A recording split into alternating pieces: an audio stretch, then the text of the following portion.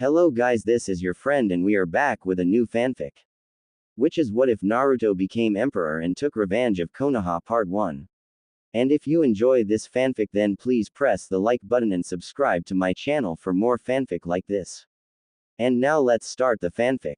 Cold, it's still cold even with a damn pyre burning. Thought the Uzumaki to himself, his men standing around the area dressed like he was in the ragtag clothes, the various outfits of each before they were captured, worn and torn. Naruto, what's your plan in regards to this? I mean, we weren't supposed to get killed back there. I mean everything with Muku and Mui, and on top of it everything else. I mean he had a clansman of his come in to try and take control and your village has been looking for you.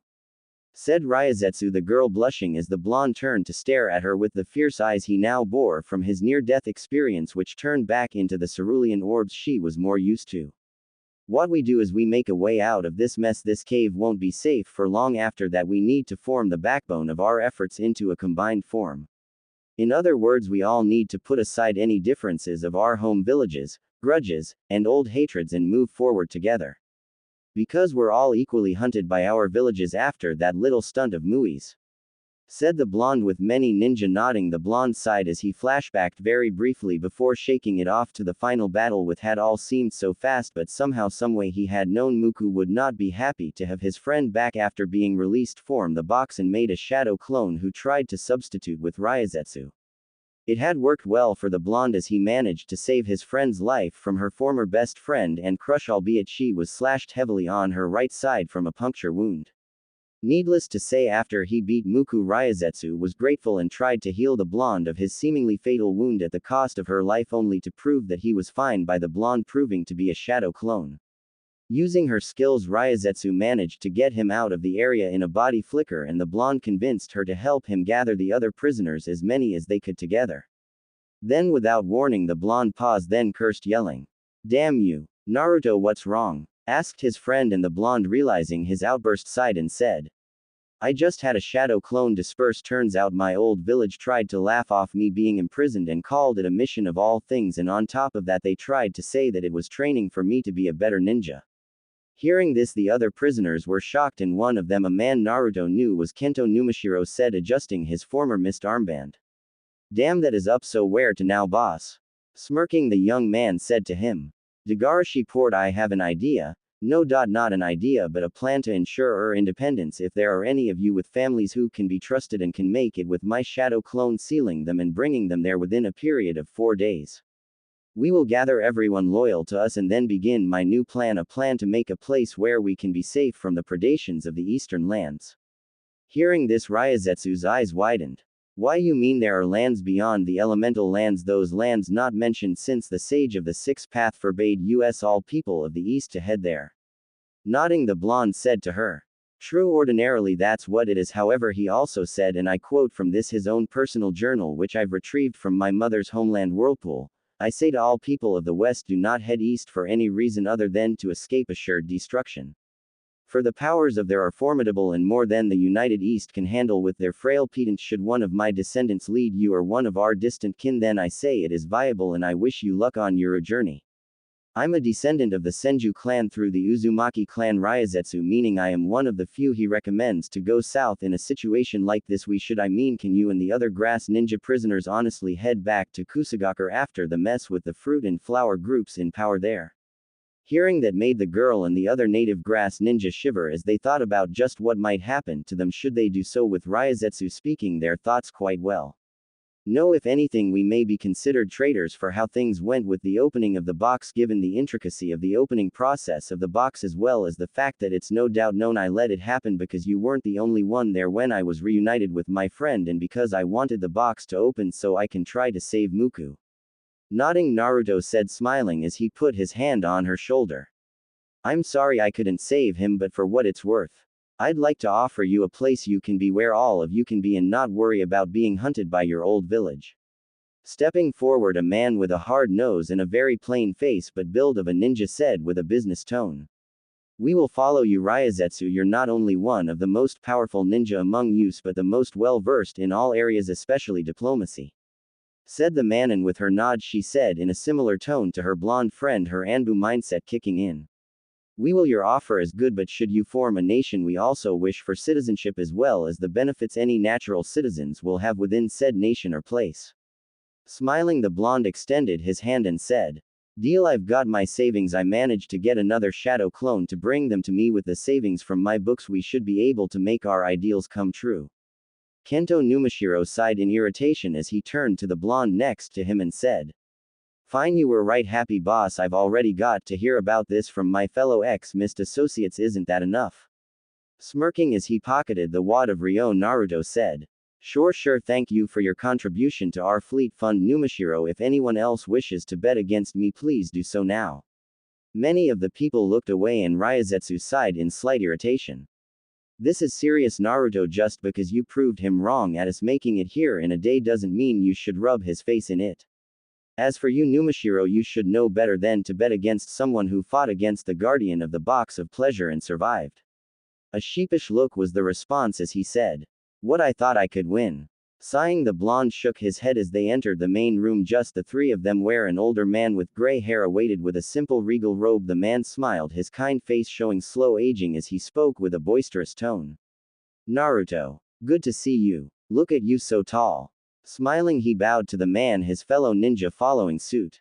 You honor me with this audience, with you now being in ever greater duty with the dishonoring of the Watarashi clan. I know you are quite busy. Smiling, the man waved off the thanks. True, I am busier, but thanks to Idate who helps to run said duties, I am able to manage in my usual position the port. I see you have brought some friends with you. Grinning, the blonde said, Yes, I have. This is Ryozetsu. She's a very powerful ninja all on her own, and here is my friend Numashiro. He's pretty good as well. Nodding, the man said, letting out a sigh. Good. Now what can I do to repay the favor of preserving and encouraging Idate all those years ago? You know, he still talks about you. He wishes to test his natural speed against your ninja speed sometime. Smirking at the guy who could get under his skin like few others, he said, He'll have his race in good time, but I have to ask frankly, Jirochu-sama, would it be possible for you to make us a series of ships, some of which would be like homes and others fortified for transport? Hearing this, the man smiled. Of course, I would be willing to give you 10 ships for free if you'd like, but after that I'm afraid you would need to start paying, as we already have trade orders with several other nations and the loss of our already built ships would be too much. Of course I'm willing to pay. I've got up to 897,000 Ryo for this project. Said the blonde, unsealing a sealing scroll, and much to Jirochu's shock, a massive large block of cash hit the floor of the room. The other ninja were shocked too, however Jirochu clapped his hand together and laughed, saying, You certainly are a young man full of surprises. Very well, this fleet will be one of the finest we've made for you. Are there any specifications? Just some. I wish for this style, the style of some fortifications in a few towns of scene, be a part of your designs. Tanzaku quarters, Takumi village, in the land of waves with Kikyo castle. Interesting, we can do these designs, Naruto-san. However, is there a specific time you would want them done by? Sighing, the blonde only said to the man, As soon as possible. Nodding, he said, It would take at least 3 weeks to get them completed in the initial numbers you've asked for. Nodding, the blonde said, Excellent, we will stay in touch. Said the blonde as him and his companions disappeared in 3 puffs of smoke, leading the man to sigh as his guard's tense body language dropped and he got up, went to his table and began to write on a fresh scroll a new list of orders for the port's shipwrights. 2 weeks later, Uzuhyogakur. For once in a very long time, the ruins and skyscrapes of the infamous Whirling Tide village were filled with life. However, to the spy within said ruins, running it was a death trap. I've got to get out of here. Tsuchikage-sama will want to know about this. Thought the man before a cry of fire style was all he heard. He tuned out the rest of the jutsu as he dodged several flying fiery heads and gasped as he was hit with a wall of water before turning to mud. Rasengan. Gahk. Instantly the 3 ninja as well as several others in large group watched as the spy fell in front of him, coughing up a storm. A cry of wind style. Great downcast. Being heard as a wave of wind came from 20 feet in the air and crashed down into the man, hurting him badly as the tornado drill of hardened wind hit him in the already injured chest, making him cough and groan within the earth. Well, isn't this interesting? A stone ninja. Now what is it you have to tell us? Ryozetsu, you know some techniques being an Anbu to get information right. Nodding once, the indigo eyes woman looked at the man who clearly was not a hardened ninja, who winced and said, All right, I A spy for stone on a long-term watch for THETSUCHIKAGE. It's graveyard shift, no one's supposed to be here, please don't hurt me. Scoffing Rushio Numuito said. Humph, so a green spy of no value, forgive us if we want to interrogate you to make sure. Them sitting ninja said, with Naruto glaring at him and directing killing intent at the man who tried to reach for something behind him. Much to the increased tensing of the ninja around him, the frail stone ninja heaved to the side, then passed out.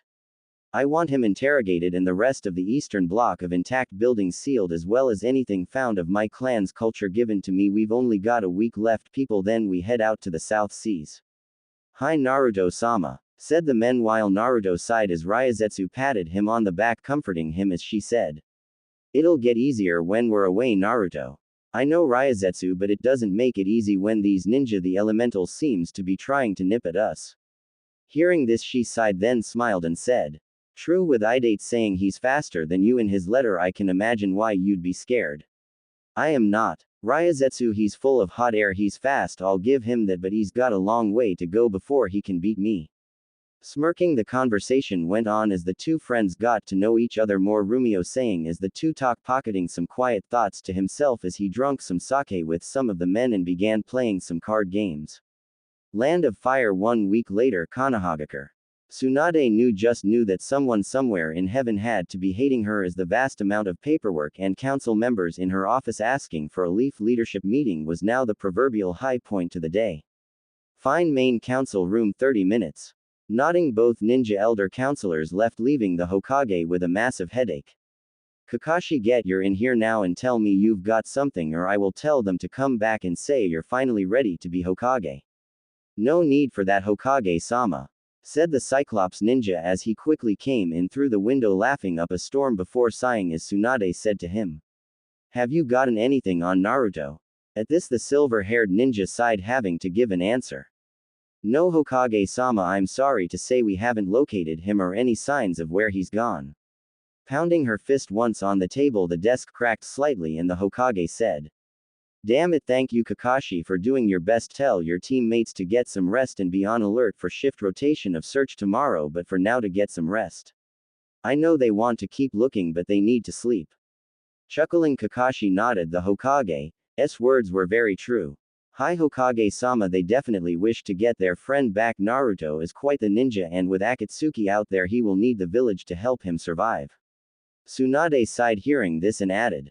Definitely Jiraiya and I would be hard-pressed to fight off 2 of their members, much less all 9, and the fact that they only send 2 each group for the lesser beasts makes me worried they may send up to 4 after S-ranked ninjas. Not even the previous Hokage's have had to face such odds, said the Senju for a Hokage, frankly making Kakashi wince as he tried to keep such scenarios out of his head. His worry caused him to curse himself for putting off training Naruto seriously in exchange for Sasuke over the blonde, out of fear he'd end up dead like Obito.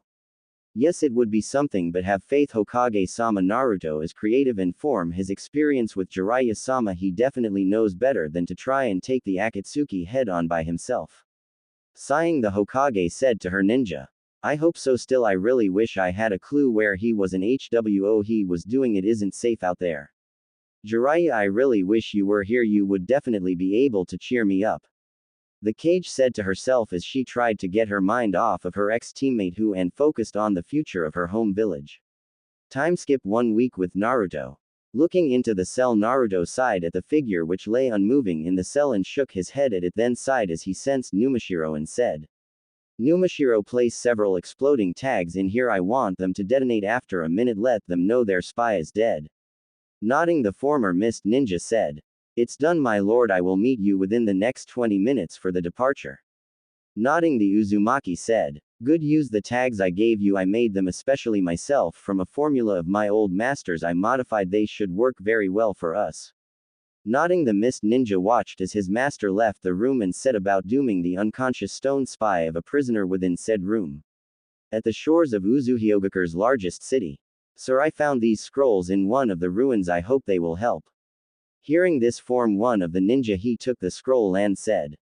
Thank you Kan-jin, it was right. They have a seal on them. If my memory serves, it's a blood seal. Here, let me just, takes out kunai and cuts palm. Alright, now to read the Kan-jin this scroll. Damn, I wish we had a system in place. I'd promote you for this. It's just. Tearing up, the blonde was looked at strangely by the other ninjas. However, Ryazetsu said, it holds significant meaning to you. It must be clan relic or something of equal importance.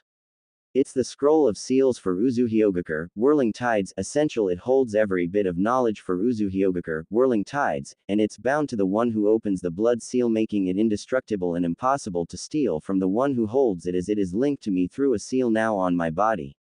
Damn, no wonder the third Mizukage obsessed over getting your clan with something like that, as well as their skills in sealing jutsu. They would have greatly strengthened the village. Oh well, at least you're our leader, so where to, Admiral? Asked the man, and the blonde raised an eyebrow, making Ryazetsu sigh as the blonde grinned and said, to the unknown. Where few ships have ever gone. We're heading on the Jodan Sea and making our way through Kizan Pass. Hearing this, all the older ninja stiffened, with the young seeming confused Numashiro went a bit pale, and Ryazetsu said, Naruto, are you feeling alright? Because I don't think going to a place where chakra goes haywire and jutsu doesn't work does not sound like a good idea. Sighing, the blonde said, I know, but in all honesty, where can we go? We would be fugitives anywhere. I could get us a home in the elementals. All it would take is one ninja from one of the ninja villages, one of us as form, and we would be hunted down for the rest of our lives.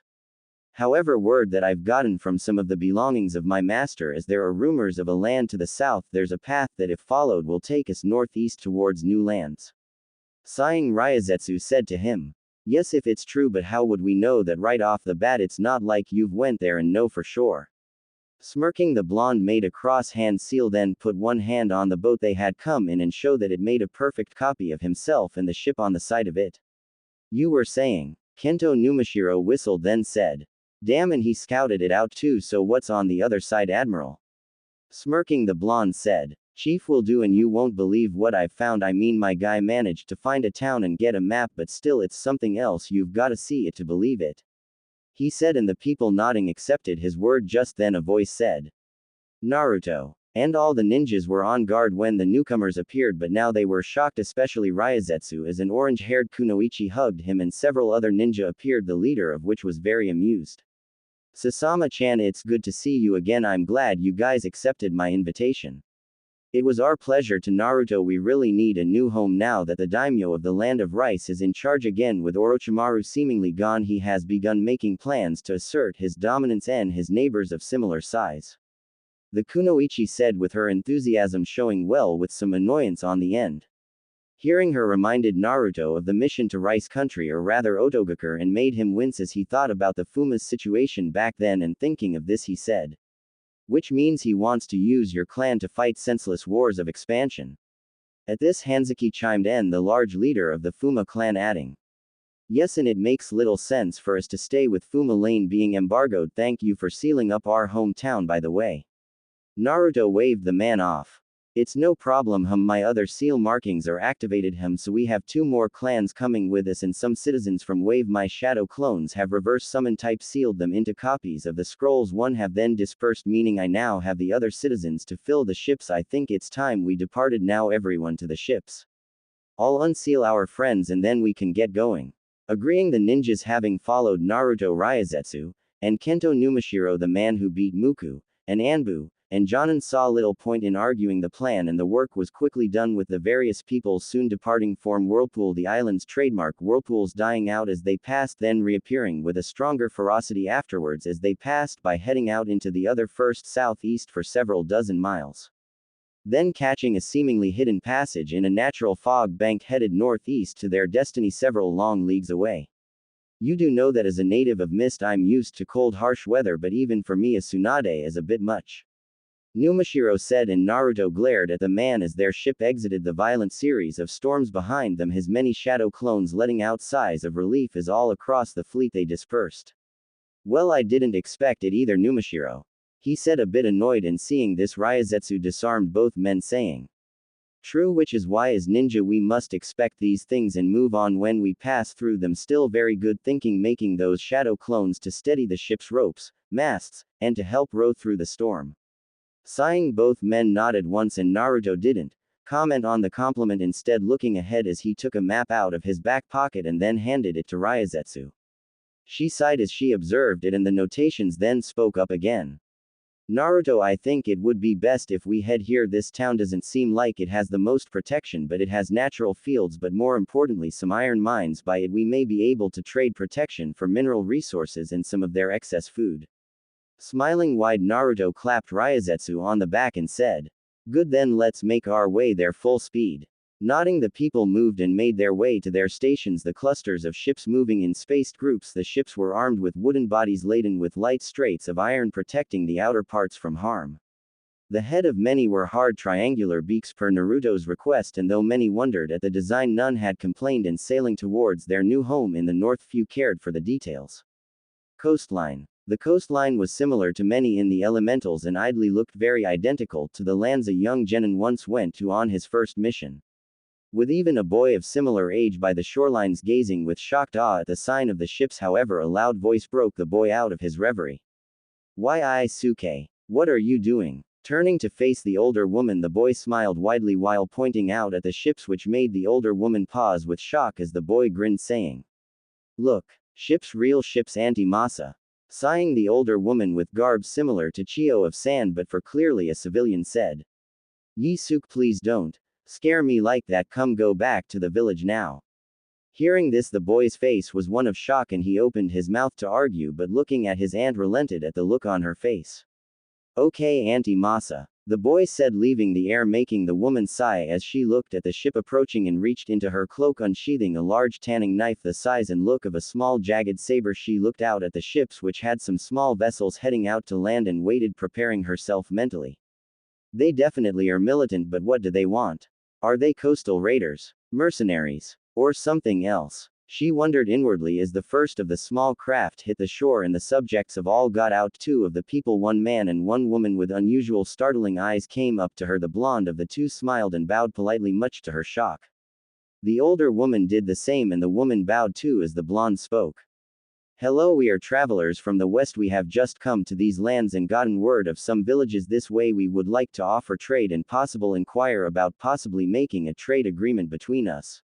Hearing this, the lady sighed and said to the group, "Very well, follow me. I will take you to the village, but be warned, we have strong guards protecting the village."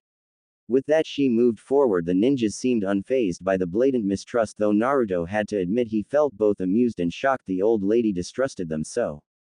Still making their way forward from the coast onto a paved path, they followed the old woman without complaint, though the small group of 12 kept their guards up, the other ninja following Ryazetsu and Naruto without complaint, while the rest stayed behind to guard the transport.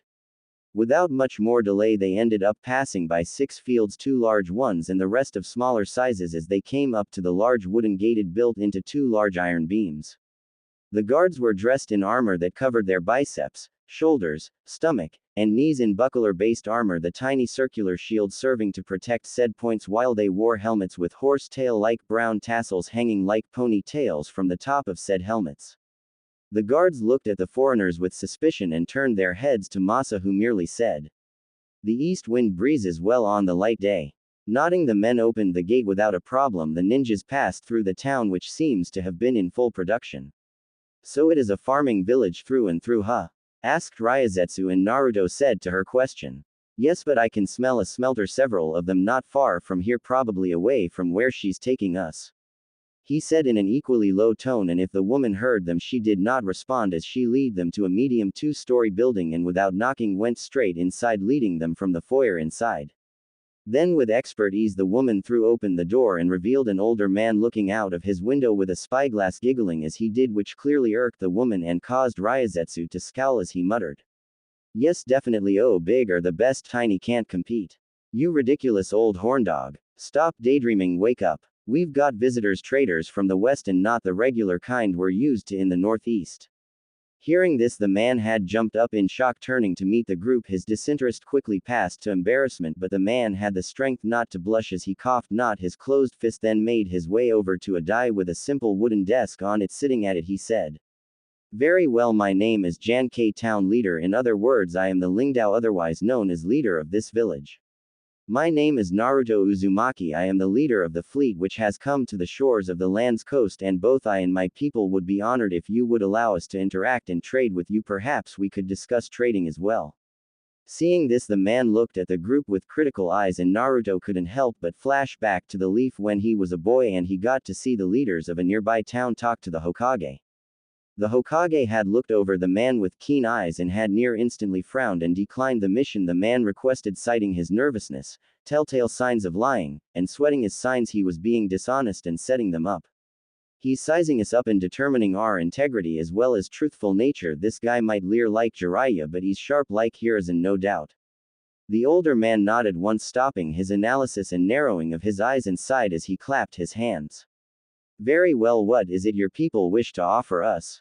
Seeing he had the floor, Naruto said to the man as Ryazetsu gave him a look of reassurance as he felt her gaze, then looked back at the man and said, "We can offer you further protection from as well as the extermination of the bandits currently plaguing you."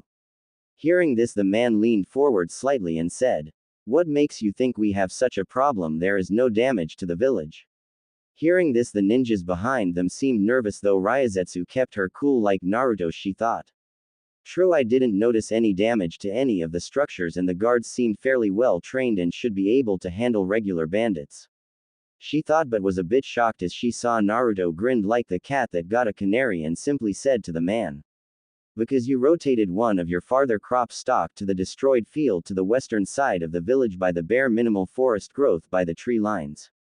You wish to make it appear as if you haven't been attacked, probably got your best to try and make it seem like you hadn't been, but the fact is I saw the crop nearly around the backside of the village from the gate, and it was missing a large chunk of the supplies currently by the tree line. Also, last time I checked, potatoes are connected to the roots in clusters of them, not growing separate off the roots and stems alone like some of the haphazard ones are lying in the dirt without any roots or stems that look like they were dropped in a hurry." Hearing this shocked the ninjas beside and behind him. The older woman seemed shocked, while the older man had a look of concentration on his face for a bit before sighing and chuckling before saying, "You are surprisingly astute for someone so energetic. Good, very good, it will serve you well, and you are right, we did cover up the damage to our village's field." Hearing this, Ryazetsu asked, "Then why hide the fact that it did to maintain an image of strength when dealing with us?" She asked, and the man nodded. "Yes, the villages around these lands have purchased the services of mercenaries before, and a large number of them are wild cards. Some being satisfied with their payments, others seeing weakness and being unsatisfied with what they get take it out on their village. I had planned to see what you have to offer, form a position of strength, as my village can hardly stand a vicious blow right now." At this, the old woman said, "I wonder why Tanzo really is overcalling in men to help him deal with another move of a conflict, one he no doubt started." Sighing, the other man said, "We agreed to send mutual aid when one of us is embroiled in someone else's war. Masa, I am a man of my word and I had to honor it. I stamped it with my personal seal," said the man in a strong tone, and Masa sighed, the woman clearly having expected this, and said, "I know that, it's just that I don't want him taking advantage of you and dragging you into this. You're like a brother to me, and every time the two of you talk it wears you down," she said simply, and the old man sighed, smiling at her as he said, "You aren't exactly an easy person to talk with either." Huffing, the woman said, "At least I dot give you gray hairs."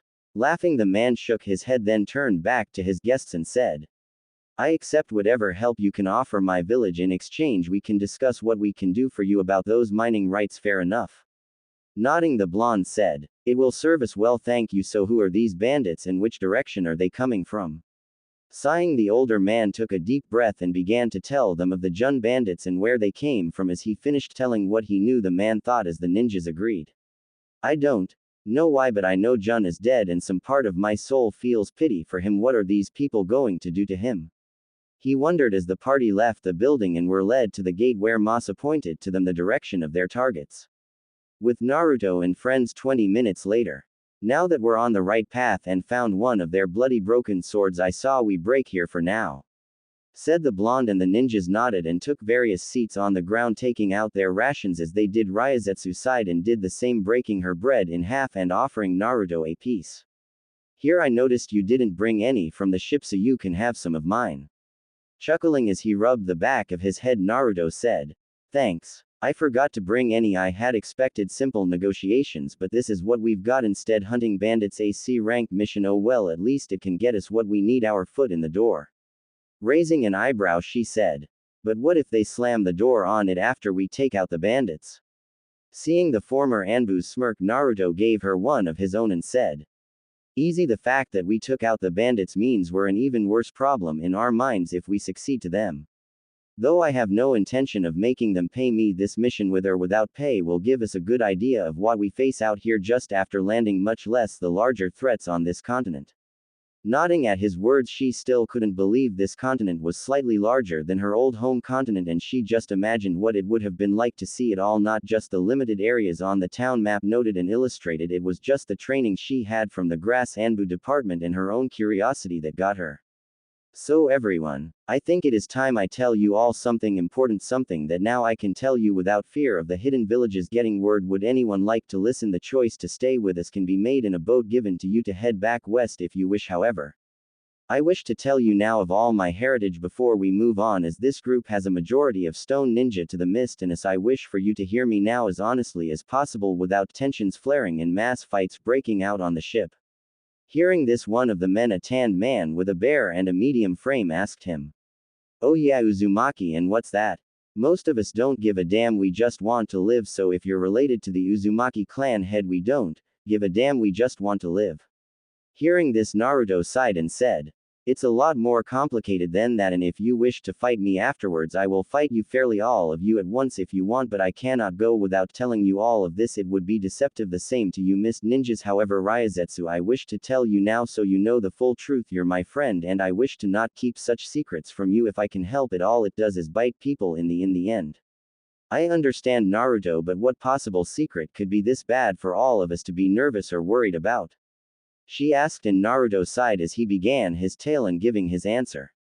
"I was a student of Jiraiya for a time before I winded P at the blood prison, and it was terrible. The man was a deadbeat lech who would always borrow my money and leave me for hours, sometimes days alone. But what happened one thundering dark cloudy night made me almost hate the man for quite some time when I learned it before deciding on a better means of revenge," the blonde said simply as he unraveled his secret to the ninjas before him of what happened then on that day.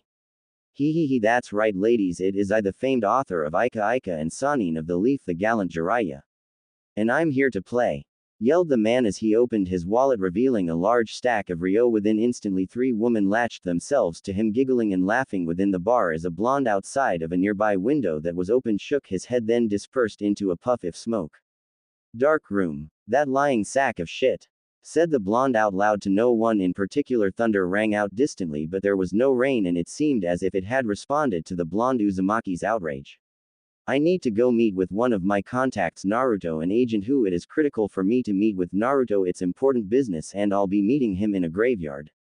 Bah. He knows I hate creepy GG ghost related things. Damn it, I still need to practice those exercises to get rid of that fear. Just 3 more steps and I'm done with that. Still, that bastard left me hanging. I wonder how he'd feel if I went through his stuff the way he does mine," said the blonde angrily, as he had definitely been hungry and his wallet was now definitely empty when he filled it at the bank in the last city they had been to in Fire Country. And granted, they were still near the country in a safe house Jiraiya had on a return trip back before heading further south. The blonde knew the nearest bank was closed as it was sundown and was less than pleased that he was broke. So with that in mind, the blonde did some hand seals for one of the few jutsu he knew and clapped them together. Ninja art. Search pulse.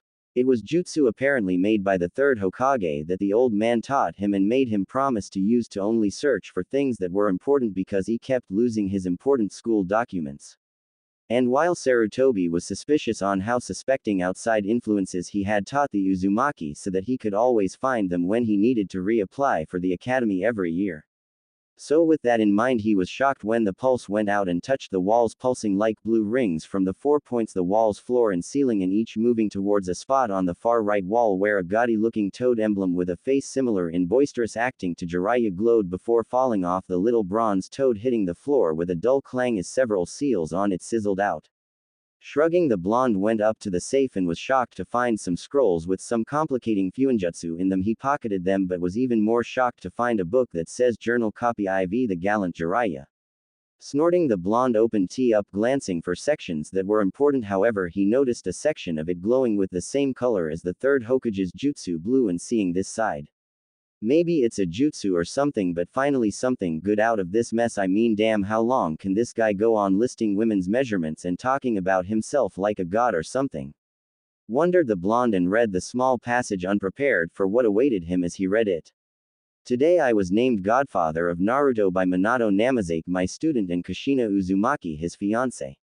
With both of them excited and deciding to name him after the character in my first book, the only one I did not write about porn but about a ninja named Naruto who would go on to do great things while protecting his precious ones and becoming a strong, well-respected ninja.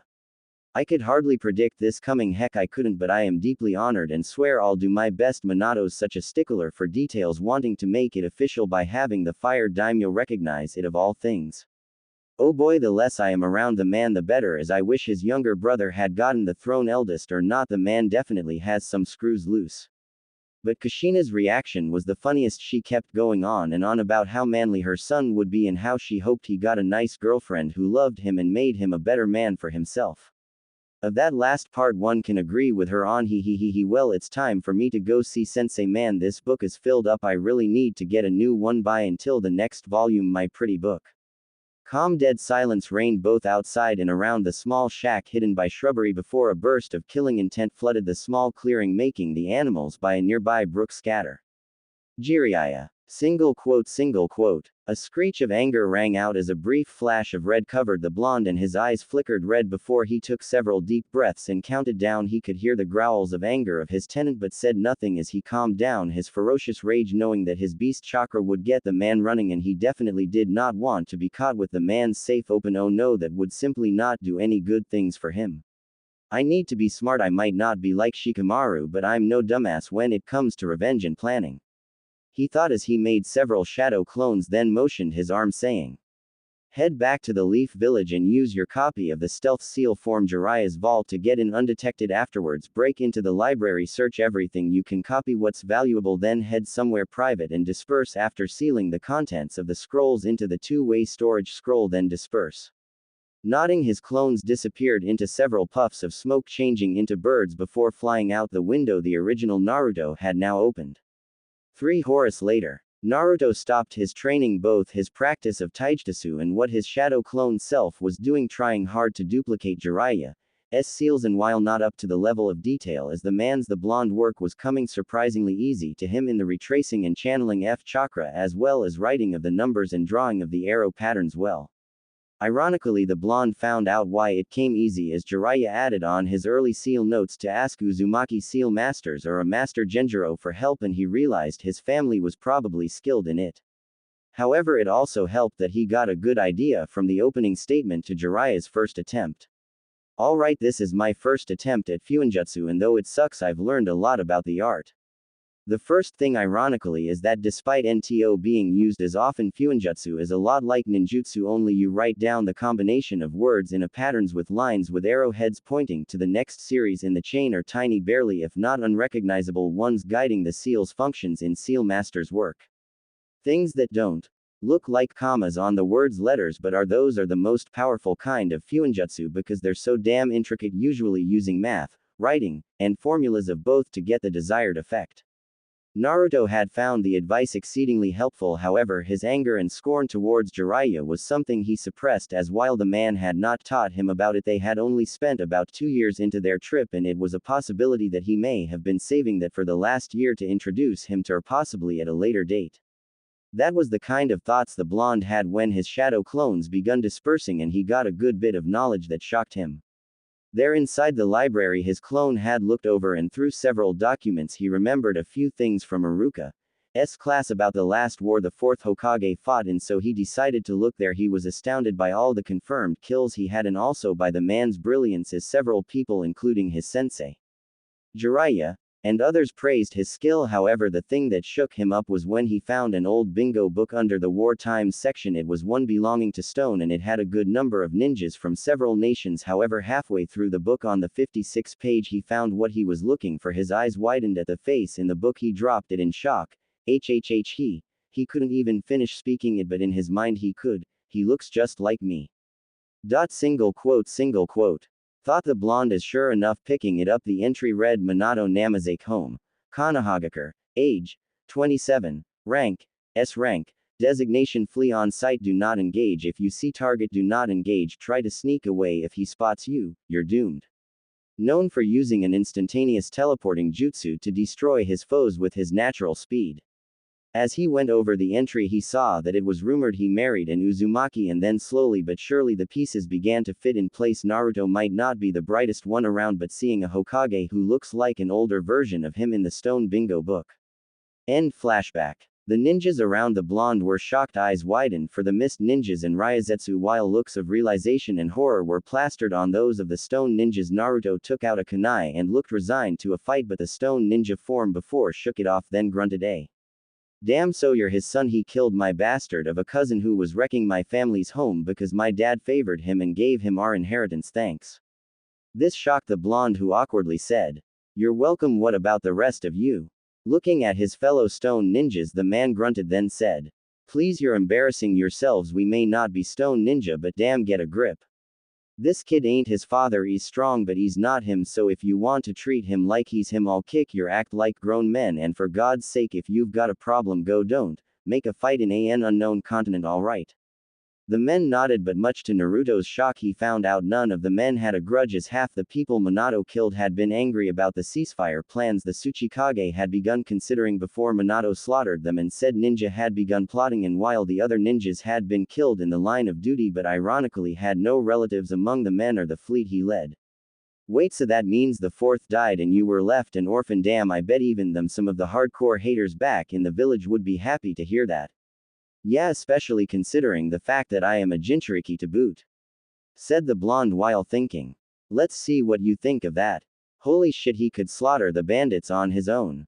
Damn, he's got that kind of power. We definitely made the right choice. Well, no challenging this guy, that I like my body the way it is. Similar statements went throughout the men, but he was surprised by their blowing off on it, to which the man explained. The Tsuchikage doesn't let hatred cloud his ninjas' minds. He wants focused, tempered, rock-hard ninja. He only allows his ninja to loathe the governments of other villages they fight, not the ninja. As the ninjas only follow the wills and plans of the Kages, and the Hokage set up his men, not Minato. It also helps the fourth Hokage actually apologized for his actions in the war via a transmitted speech from the Hokage's tower when he was elected. Said the stone ninja, much to the blonde's further shock, but also something which further enhanced his suspicion of his old home village. Nodding, he was surprised when his friend hugged him and gave him a kiss on the cheek, saying, Baka, if you told me, I would have known to put more faith in you at the prison. Damn, it made me so suspicious when you made the clones with the flame seal on you anyway. That's why I approached you and acted how I did while in the prison and trying to free Muku. Sighing, the blonde said, No problem, mist ninjas, we're fine, it's just wow, wait till Numashira senpai hears about this. Said the man as the ninja group was soon all ready to go, and the blonde directed his group forward to the bandits' camp. Well, this is most unexpected but nonetheless appreciated, Ganju. Said the man in the closed darkened room with brown paneling and painted rice paper doors. The man in front of him had the dress and garb of a farmer, but nonetheless bore a distinct scar over his right eye like a crescent moon. I live to serve as best I can. Tanzo-sama, do you wish for me to take action against these foreigners? Asked the man, and Tanzo put his hand to his short triangular beard, pulling on it in short strokes before saying, No, this is a boon. If he can take care of the bandits, I can keep Koshiro village's guards longer. Form Y, fight against Kashigi, the old stubborn Mons. Soldiers stand hard against the passes we need to claim to expand our village's commerce. He will be removed by other agents while you continue your duties. Tell me of interest everything you can without involving yourself with the foreigners. Am I clear? Yes, Tanzo-sama, very, and my brother's medicine. The man said nothing as he slowly reached not his robe pockets and placed it on the desk with one singular slow movement. Every spoonful, I promised, now go. The farmer left the room, and Tanzo sighed, feeling an itch behind his eyes patch. He scratched, but yet it remained. With a frown, he sat back and took a sip of tea from the small cup on his desk and narrowed his remaining living eyes as he thought. Something strong has changed. The winds of conflict here. I have not felt such an itch since the Lord Kento nearly united this side of the continent's eastern parts together. What is going on here? He wondered to himself as his mind briefly wondered if it was the foreigners. He scoffed before turning back to the report his spy had left him and began to go through it himself in the dim candle-lit room. The setting outside was fortified town with iron walls and guards posted everywhere, several men and women being tended to or treating those hurt in the struggle in a military village away from Koshiro village. Koshiro village, current time. Blinking. Only give him blinking Jan-K, don't show him how surprised you are. Thought the older man as he saw the head 7 of them on the table and could barely believe it himself. Sorry about getting the extra ones if you don't have enough to offer, but they crossed our path by accident, and when we saw the people they had in cages, well, I just couldn't help but want to kick the crap out of them. Masa said, hearing this. Really, this is kicking the crap out of them? Damn, where were you 5 months ago? Shit, who cares? Well, Jan-K, I think we definitely should pay up now and get some long-term agreements in place, said the older woman, looking at her friend, while Naruto said as Ryozetsu blushed. He said something I didn't like about my friend Ryozetsu, so I tried to get him to change his opinions a nicer way, but when he laughed and called me all sorts of things out of my name, well, that was the last straw. Suppressing the need to gulp nervously and showing his strength of will, Jan-Mei smiled calmly, then said, very good. These men prowled more on our neighboring village to the west than us, but it is better their leaders, and no doubt many of them are gone. We can begin discussing the mining rights to the iron deposits around here immediately. Come sit, said the man, snapping his fingers, and the new addition of 4 guards moved, the youngest of them getting 2 chairs for Ryozetsu and Naruto to sit down on. Clearing her voice much to the mont's inner shock, Ryozetsu took charge. Very well then, our people require at least 7 pounds of iron ore from a week's worth of mining, which means we require, from the estimates of our experts, at the very least 2 large mines and 3 small, though 2 medium would well cover it in exchange for training forms for your guards.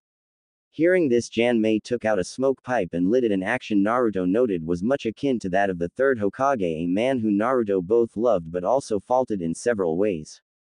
The man was good grandfather and a fair Hokage to his people overall, but when it came to major political decisions that required a firm, strong hand as he got older, he had faltered as his enemies gathered their strength politically and he managed militarily against foes wanting some measure of gain against his village. Still, he's buying time. Which way will you think, old man? This deal is, as far as our experts say, while I ask them, as fair as we can get, so unless you want something else, why stall? Jan-K-sama, the report from our guards working with Tanzo has come in, said a guard just entering the room with some papers. Thank you, Yin-ko. Excuse me, Ryozetsu-san. Naruto-san, while I look over this a moment, Ryozetsu said as Naruto nodded. Take the time you need, Jan-Mei dono.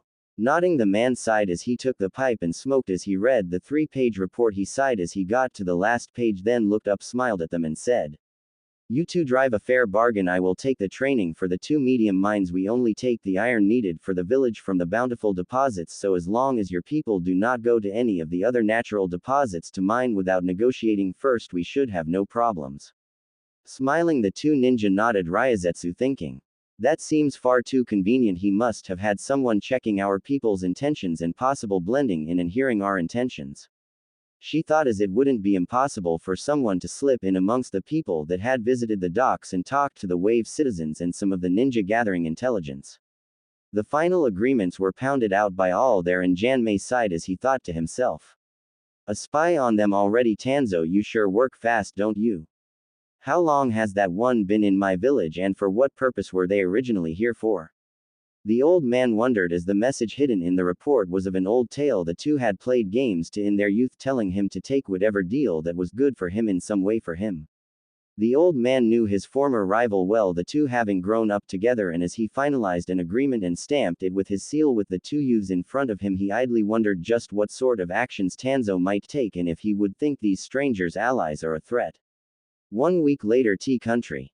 Within the confines of the Wasabi clan's house, Lord Jirochu Wasabi laughter filled the household once again with much enthusiasm, many of his family members being those with brownish-gray hair paid little mind to their lord, being happy that he was still so filled with vigor. However, Idate stopped as he passed by his lord's personal den and knocked, making the man pause and look to the doorway, where he smiled. Ah, Idate. There you are, my boy. How are you this day? Idate Wasabi, formerly Morino, smiled at his clan's head and adoptive father and said, very well, my lord, though I am curious what has you extra happy this day? Allowing himself a smirk, something he rarely did, which shocked Idate, he said, why don't you read it and see, my son?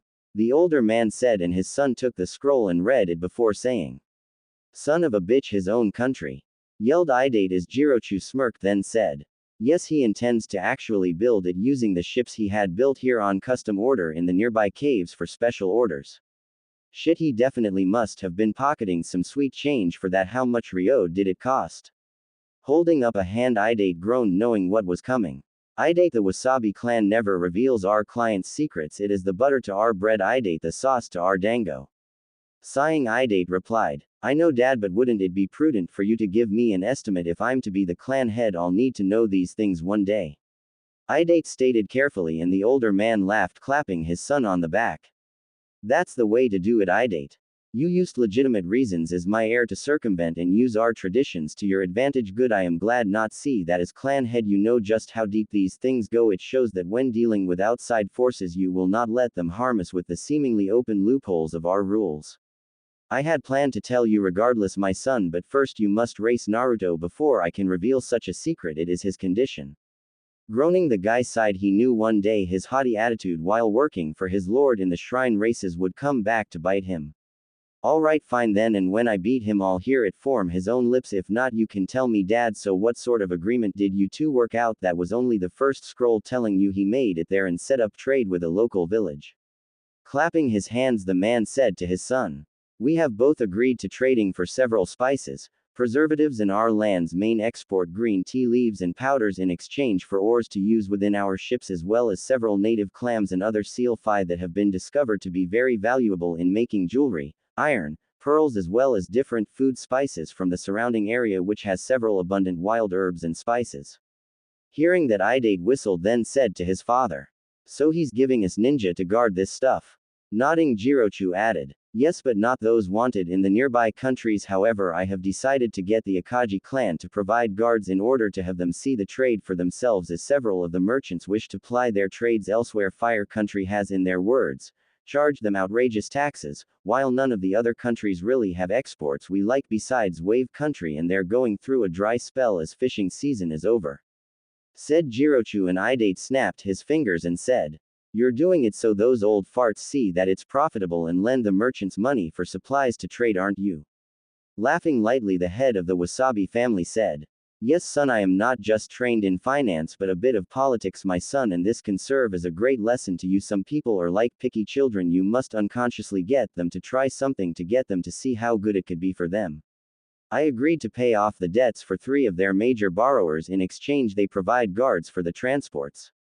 This way the Akagi clan can see that the transport-based trade is profitable, and I get some good favor with the daimyo, who might even decide to postpone the next shrine race if we do a good enough job. Shaking his head at his father's plan, he had to admit no one who thought they knew the man would see it coming. His father was good-natured at heart and even tried not to harm flies when they would annoy him, rather shooing them away carefully, but when the man wanted something he definitely knew how to move the pieces on the board to get it. Back in the north, Naruto's ninja fleet. Naruto sighed as he stamped the paper with an ink seal, one of the fresh ones created amongst his people, much to the celebration of those around him. The fires raged and the people laughed and danced happily as Nushira said to him, it would seem we've managed to form our nation without many problems, Namikaze-sama. Please, Uzumaki, for now I will not take on his name just yet. It will attract less attention, which is why in the West I think it will be more prudent for me to change my name or use an alias. The people among our fleet could call you K's, and you can keep your first name, that way you won't have any problems. I think Naruto Uzuka's would prove to be a better name for me to go under while I am here in the West as the new nation of Jing. Nodding, his people said nothing else about it. Many the people they had rescued from the bandits were mingling with mostly the Wave citizens. However, some did speak to the ninjas among the group, while Nushira made an excuse to go talk to a civilian girl from Wave. Many of the other ninjas were talking on their own. However, Naruto felt a hand grasp his shoulder and turned and was shocked to see it was Raizuetsu in civilian clothes. There's a place where we can eat, the 2 of us, Naruto. Would you like to go on a date with me? She asked, and the blonde was shocked even more so as she pecked him on the lips after closing his open mouth with the palm of her hand which held his chin. Her indigo purple eyes flared with mischief as she said, and who knows, maybe afterwards we'll have dessert. I still haven't thanked you for saving me, and with all that's happened recently I realize I want to enjoy more of life before I die, and you aren't just a good friend but someone I've come to like a lot more than I thought I would. Smiling, Naruto said with a sigh. Okay, Ryazetsu-chan, I wouldn't mind. It's just I sort of owe Sasama-chan a dance sometimes, so if she comes by please don't be mad. Ryazetsu was a bit shocked and suppressed her frustration. Calm thoughts smile and say. That wouldn't be a problem, we should go feel they still have sake, I really haven't had some in quite some time and I'd like to try what they have, and peppered steak is my favorite. Nodding, the blonde left unaware of the girl on the ship leaning against it with a smirk, who thought. At first I was annoyed she beat me to the punch, but Naruto is a man of his word, I'm glad I cornered him a few minutes ago. Still you want him too, huh? Ryazetsu, it's a good thing my clan has ways to deal with this and I've been taught to keep an open mind. Besides, Hanzaki says the Uzumaki clan's numbers are low, maybe this will be just what they need.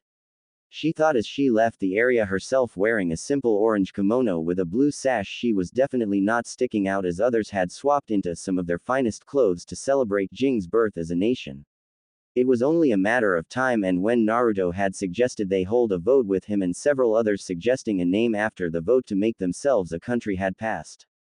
Now with the population size to form a very small state with their ships serving as homes, it was only a matter of time before they further organized and formed a true state. Idate-san, we should be within their waters soon enough. We're near the opening to the middle point out at the Joden Sea and near the end of Kizan Pass. Sighing, the heir to the Wasabi clan said to the sailor, one of the men under his command from his father, while several vessels were filled with merchants and some Akagi clan inspectors as well as several dozen guards. Good, that means I can go see this knucklehead and prove who's the fastest between us. I wonder if he's still wearing the kill me orange. He asked himself, and the retainer sighed, thinking to himself. Master Idate is as eager to prove himself as ever, still it couldn't hurt for him to see his friend right. The older man asked himself while shaking his head as he found he really didn't want to know the answer. Idate on the other hand looked eagerly to seeing his friend again and getting what he had wanted when his friend opened his loud genin mouth, a race both to their fullest. Konohagakure Main Road. Within the confines of the village hidden among the leaves was a seemingly warm village open to trade, negotiation, friendship, and seemingly the most open of the hidden villages. However, to a trained eye, the fact that it was a military force could not be overlooked. Ninja ran along the rooftops, Anbu went on patrols, and more importantly, Jonin trained the future soldiers of the village as was usual. However, to far better eyes, the village seemed to be far different than usual. Fights broke out. People glared at each other and loud voices could be heard frequently within. These were the sights Lee and his team were becoming used to, and to be honest, seeing both of his teammates' glares made even his flames of youth want to recede. However, he kept up his usual energy and enthusiasm. Yosh. Neji Tenten, I believe it would help strengthen our spirits if we go on a 20-kilometer run 900 times across the village. Hearing this, both teammates stopped glaring at each other and winced inwardly. Lee applauded himself, for he had managed to get their attention off of hating each other.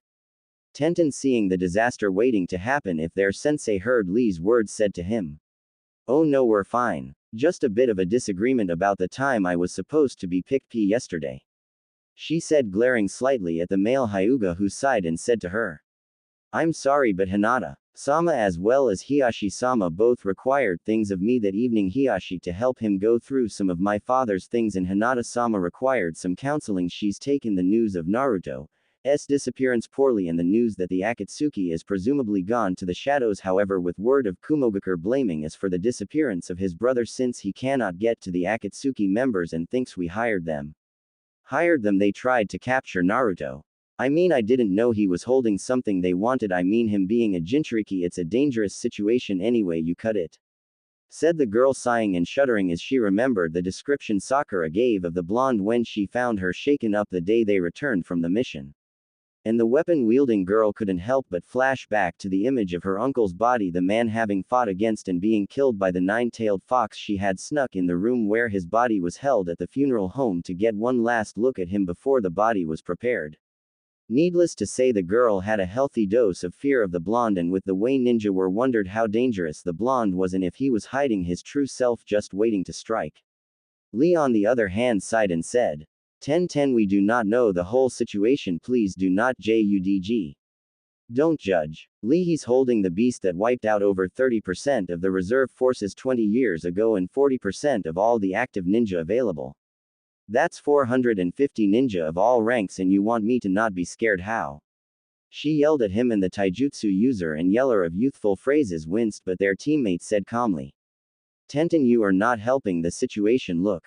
Tenten looked at where Neji motioned around them and could see many of the villagers were nodding and agreeing to her statements, muttering it was good the blonde was gone and how many hoped he would never come back. Hearing this, Tenten groaned. Damn it, I'm scared, alright. It's nothing personal, but I think it's better he's gone, I'm not the only one. What about Choji? His brother died fighting the tailed beast, he was only a chunin. Urino saw Sakura that day and ever since has sworn off the blonde. She says when she gets on the council she'll get a motion passed to keep him out. Said Tenten, and Neji groaned while Lee frowned. Be that as it may, even if most of the rookies have a problem, some of us see him for who he is, not what he could be. In regards to what ifs, Tenten Naruto has been nothing more than a kind, stubborn, knucklehead of a person whose only goal is to win the respect of the village and prove his worth as a ninja. He saved the village from Gaara. I saw what he became when he fused with his beast Tenten. It was not pretty. Not only that, but there's the fact that he's gotten many good things for this village that have helped it prosper. And all of them are gone because of him, Neji. Said a new voice, and Neji sighed as he saw Sakura Haruno. Her voice sounded a bit hollow but was filled with rage. Lee spoke before Neji, who looked even more annoyed, now spoke. Yash. Naruto's flames of youth burn brightly. He is not a monster. He is not the beast, the giant nine-tailed fox, Sakura-chan. Hearing this, Sakura yelled. Nobody's a liar, a deceiver, a desserter. He left us behind, Lee. He abandoned the Leaf Village. Not only that, but now every country from spring to sand he's gotten us alliances in has left. Doesn't that seem suspicious to you? I mean, damn, it happened nearly all at once. Naruto wants payback on the village. Lee, he was never our friend. Ino, Tenten, Shino, Choji, agree with me. Shikamaru says it's too troublesome to speak either way on it. Think about that, it's just you, Lee, and Kiba who believe in him. Damn it, open your eyes. Sakura said, garnering a few cheers from the populace, mostly civilians, while most of the ninjas stayed neutral or went about their business. Sighing, Neji shook his head. Yes, we're among the only ones who know what is the right choice in this matter. It's a shame that after all Naruto's done for each of us, being our friend and never judging us based off of deadlocked preconceptions. But a ninja who not only gave his all to the village, it might not even be here if the fourth didn't seal the nine tails in him. And during the Chunin exams he saved you from Gaara, the current case cage, but back then Mad Jinchuriki, who really was a monster. On top of that, he's gotten us several other nations to not only bolster our strength politically as allies but financially. Naruto is a ninja who does his best to help people. He doesn't have malevolent bone for anyone based off of how they treated them. He doesn't hold grudges. Sakura, in all the time we've known him, he never has. And given the fact that he promised to bring back your traitorous teammate who deserted the Leaf, I would think that you would feel some loyalty to him, but I guess not. Said the Hyuga, how dodged an incoming blow from the Pinkett, who yelled. How dare you? Neji deftly dodged and then looked at his green-wearing teammate and said. I think it's time we go, Lee. We seem to have overstayed our welcome. Yash, I think you're right, Neji-san. We should go deliver our reports to the mission's desk immediately from yesterday's mission. With that, both young men left the area unaware of another person their age, making their way home as quickly as they could. Konohagakure clan quarter, Kurama compound. 5 minutes later. Opening the door and heading inside her clan's compound, Yakumo Kurama sighed as she noted the servant ushering her in and some of the few clan members she had sitting around talking amongst themselves in the medium living room. Hello everyone, good afternoon. Good afternoon, Yakumo-sama, said the men and women, sincerely greeting her, and she smiled at them before being led by the servant further. Follow me, Yakumo-sama. Your uncle wishes me to bring you to him. He wishes for you to talk with him. Thank you, Saki, but I'm no longer a little girl anymore. Smiling, the older woman with her hair in a ponytail and some light wrinkles shook her head with a smile and said. I know that Unkai-sama wishes me to pick something up and run an errand for him. He should have the package ready for me to deliver now. Nodding, the Kurama clan heiress was led by her pseudo-mother and caretaker to her uncle's office through the modest compound. Her clan had never been those for major frivolous things. Unlike the more prestigious, noble, clans of the Leaf like the Hyuga, the Kurama clan had been a clan that had been fairly simple in their tastes, and as a clan had not spent much more than costs for maintenance and necessities. Which was why they were not being hit as hard economically by what was beginning to happen in the hidden lead village.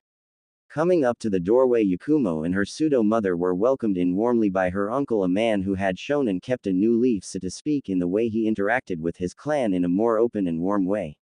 Ah, Saki, Yakumo, it's very good to see you both come in. How has your day been, Yakumo sweetie? And Saki, thank you for coming so soon. I wish for you to deliver this package for me. It would be highly suspicious if one my kinsman a ninja or kunoichi did it or a ninja courier, but you always get the packages delivered without issue. And I wish for you to take this package to Saiso. Hearing this, the maid seemed a bit shocked but smiled as she moved and took the package.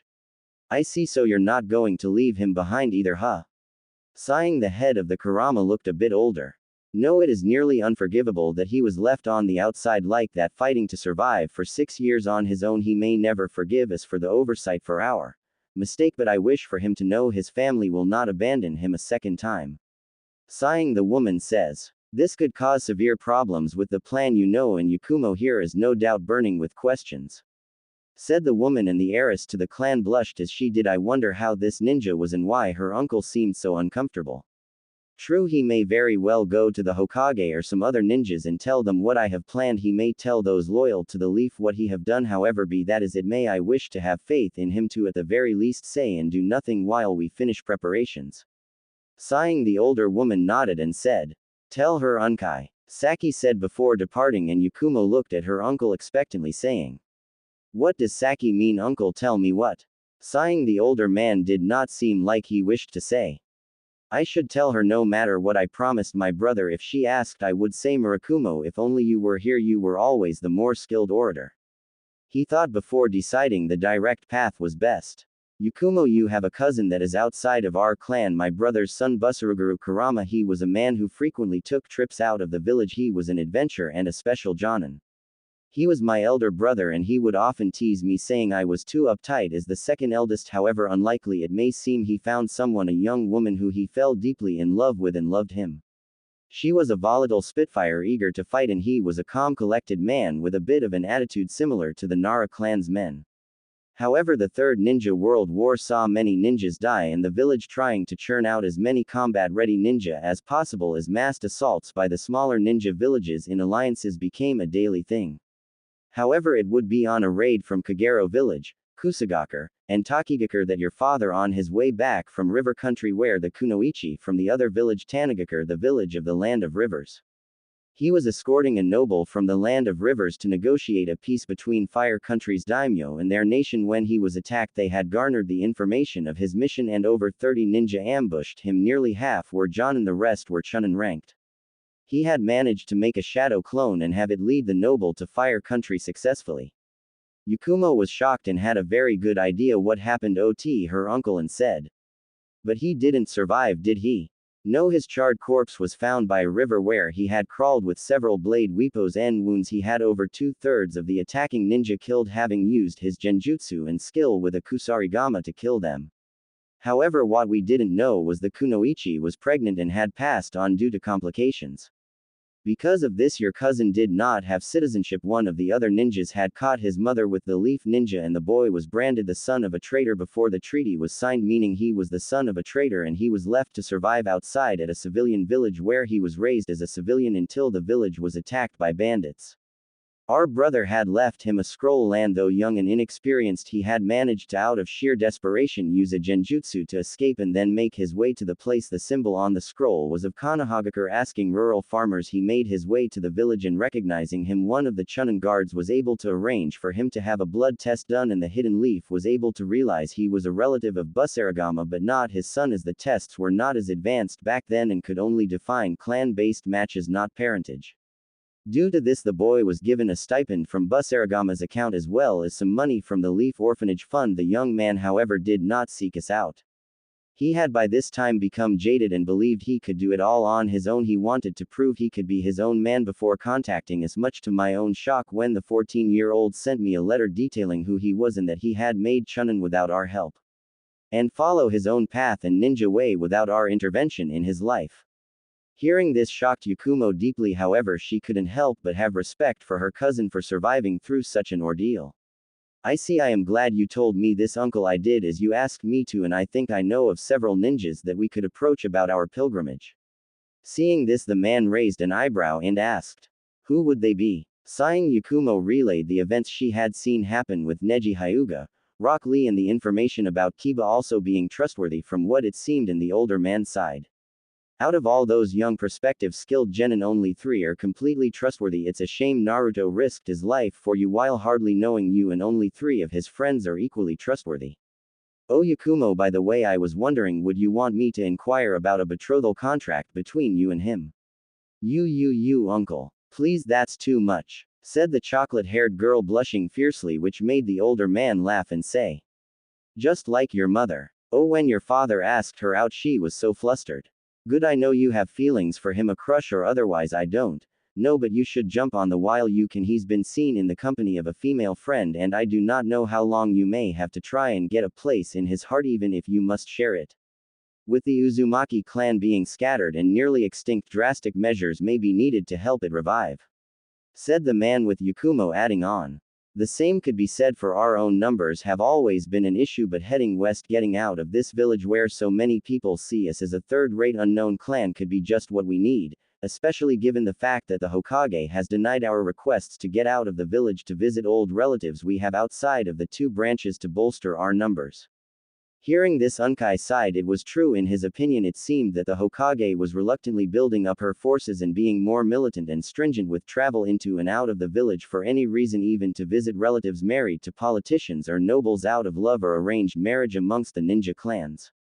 An attitude he knew was no doubt making the other Kage even more nervous and on the lookout for any sign of a conflict, especially given the Raikage's threats and the Tsuchikage fanning the flames between him and the Leaf, citing the old war hawk Danzo as a main threat to both their villages. As a route, Anbu had been found at meeting between Cloud and Stone to discuss what they would be giving together to the fledgling ninja alliance. Needless to say, all points of agreement to such a thing were out of the window, as the route Anbu was found with high-powered explosive notes in the form of a vest on him.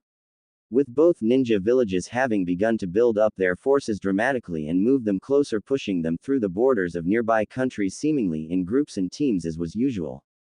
However, Unkai had seen such build-up before during both ninja wars he lived through, and the Konohagakure Council was set to meet to discuss it. He was a friend of Inoichi Yamanaka, and when drunk the man, despite his mental training, could go off like a faucet on full blast, something he suspected the man's daughter had inherited.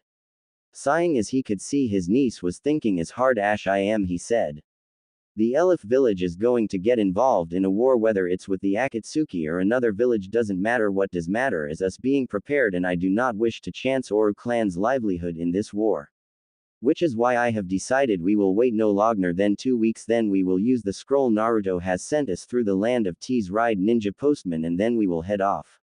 Sighing, Yakumo said. 2 weeks to gather them all, and hopefully without anyone who will speak of it to the higher-ups. This is definitely going to be some of the most tense times for the I Haven. No doubt we will manage to survive and thrive from it, said the heiress to the clan in a tone that made Unkai practically glow with pride as he thought.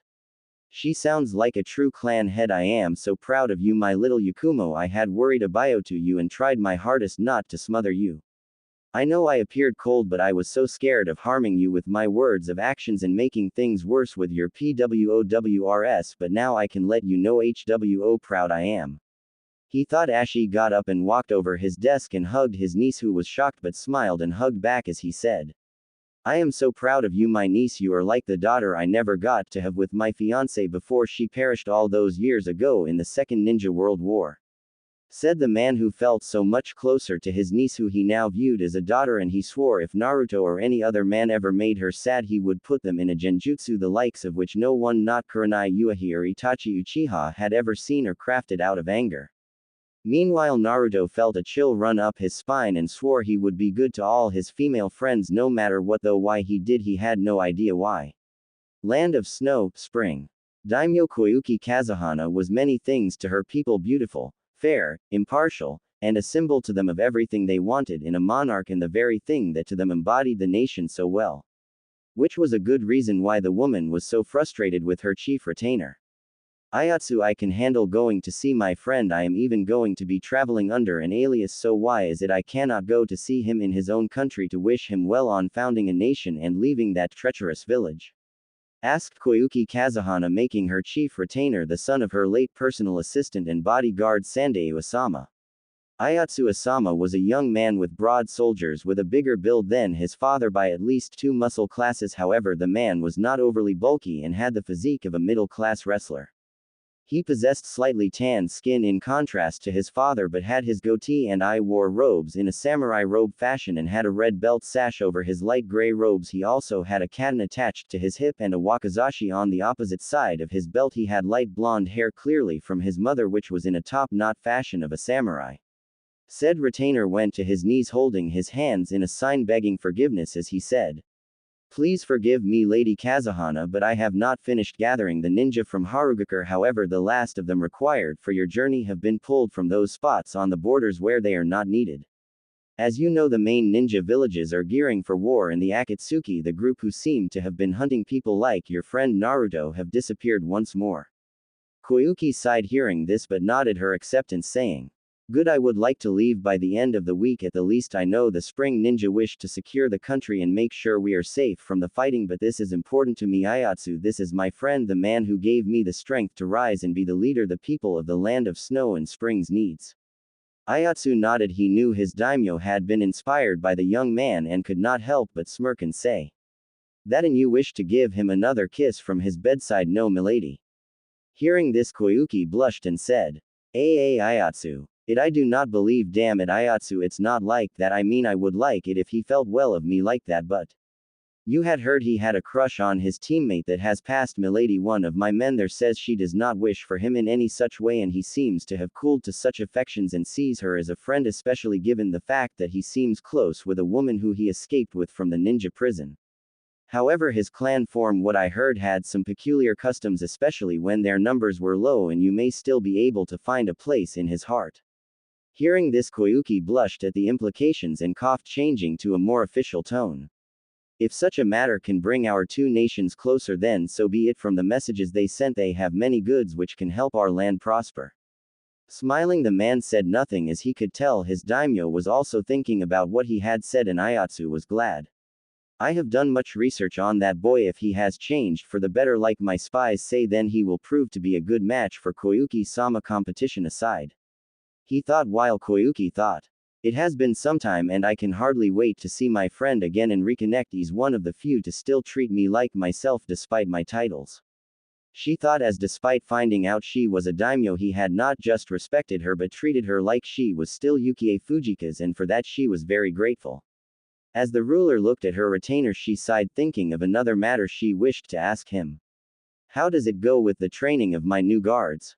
Smiling, the man chuckled and said, well, the instructor we have hired, my teacher from my time in the land of iron, Hayatsuki Kagame, has proven to be very effective. Nearly all the recruits are picking up well on the exercises, and we should have force to complement the technology and snow and spring jutsu of our ninjas and make up for their lack of numbers in comparison to the larger ninja villages.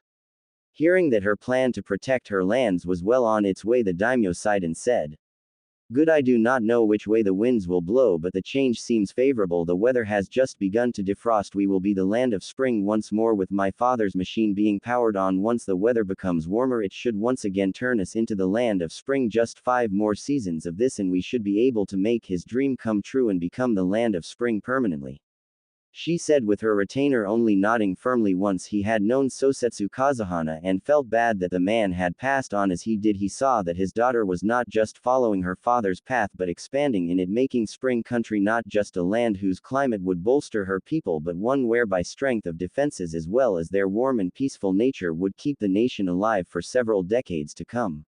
Current time Jing. It was a gem in the making, thought the Akagi inspector Kung Lun as he saw the city flourishing in the distance, an island built from wood, stone and iron which seemed to be in the middle of expanding. And if he had to be honest with himself, he was shocked. The land further past it was a beach coast, and further past it seemingly of various forest lanes and mountains far inland. The man, however, shook of what he felt and looked at the fleet around him, seeing the various ships. Several medium vessels were armed with crossbow launchers, a standard defense of the Akagi clan guard junk ships, their half-triangle sails as well as thick wood being accustomed to protect the ships and make bandits weary of the medium bolt launchers mounted on several sides of the ship by sailors.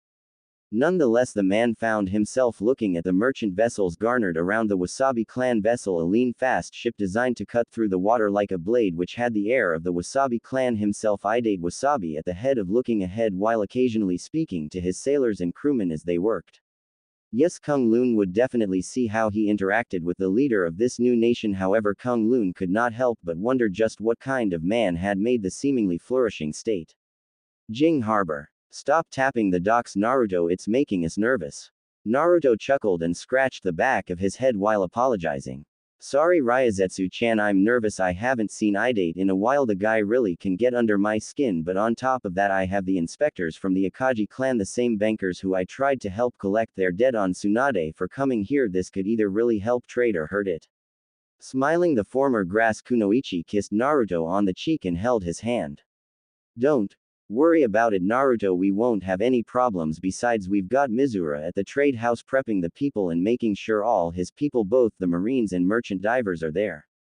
Naruto sighed as he thought of the former Mist Ninja who had become basically the representative of the former Mist Ninjas. He had made several good points and had helped basically to unite them and help integrate them well into society, and as a leader to them Naruto had placed him as the first member of his council as the leader maritime organization or minister of seas.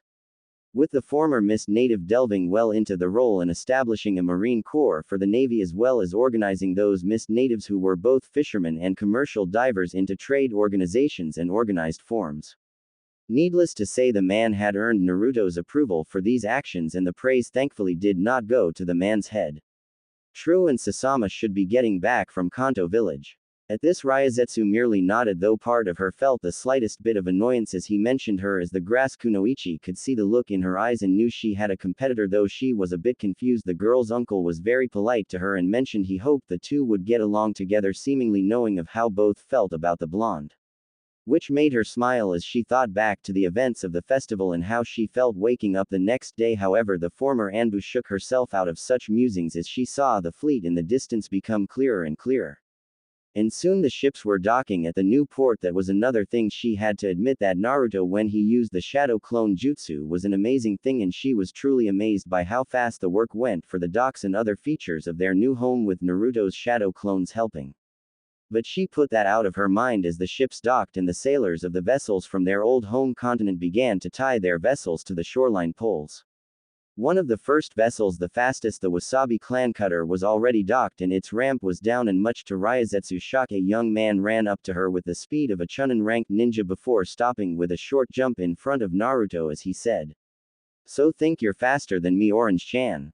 Grunting, the blonde inwardly groaned. He had cut down on his orange wearing and limited to a black vest with orange patterned black triangles too coming from the opening of his short sleeves and the bottom of the black lining of his vest.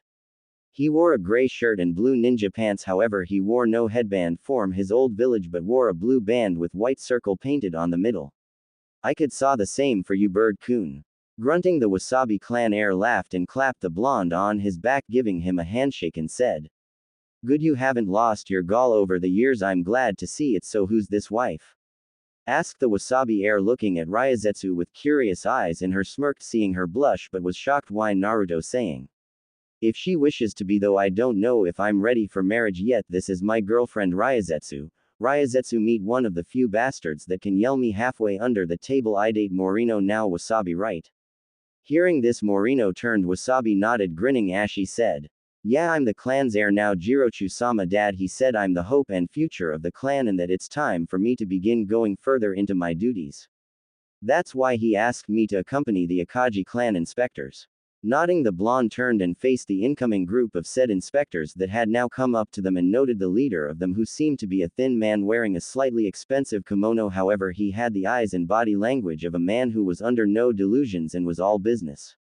An experienced man who knew what he was doing was the impression the two ninja got from the man who bowed to them respectably.